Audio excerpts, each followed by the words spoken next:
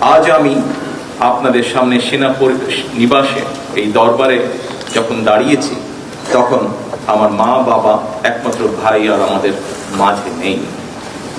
প্রতিরক্ষা এবং প্রধানমন্ত্রী হিসাবে শুধুমাত্র দায়িত্ব পালনের অংশ হিসেবেই নয়, বরং একজন গর্বিত শহীদ সেনা এবং মুক্তিযোদ্ধা পরিবারের সদস্য হিসাবে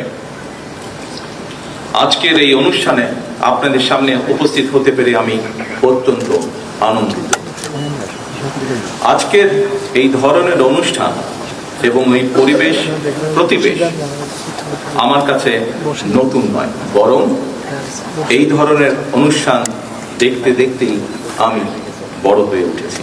সুতরাং আজকের এই অনুষ্ঠানে এসে স্বাভাবিকভাবেই আমি কিছুটা নস্টালজিক। উপস্থিত সশস্ত্র বাহিনীর অফিসার্স এবং সৈনিকদের, আমার শৈশব কৈশোরের স্মৃতির অনেকখানি দখল করে রয়েছে সশস্ত্র বাহিনীর কঠোর নিয়মানুবর্তিতা এবং দায়িত্বশীলতা। কুচকাওয়াজের শব্দ আর বিউগলের সুর আমার অতি পরিচিত। সেনা পরিবেশেই আমি আমার পিতা মাতা এবং আমার একমাত্র ছোট ভাইয়ের সঙ্গে বেড়ে উঠেছি। আজ আমি আপনাদের সামনে সেনা নিবাসে এই দরবারে যখন দাঁড়িয়েছি, তখন আমার মা বাবা, একমাত্র ভাই আর আমাদের মাঝে নেই। এমনকি আমাদের সকলের স্মৃতি বিজড়িত সেনানিবাসের বাড়িটিও আমাদের কাছ থেকে কেড়ে নেওয়া হয়েছে।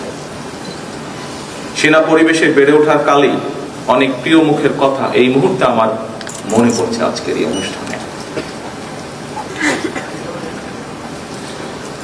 যারা আমার বেড়ে ওঠার দিনগুলোতে আমার পরিবারের সাথে খুব কাছে থেকে সম্পৃক্ত ছিলেন, আমার বাবার কর্মজীবনে পাশে থেকে তাকে সহায়তা করেছেন, গভীর শ্রদ্ধার সঙ্গে এই মুহূর্তে তাদের কথাগুলো মনে পড়ছে, তাদেরকে আমি স্মরণ করছি গভীর শ্রদ্ধার সঙ্গে।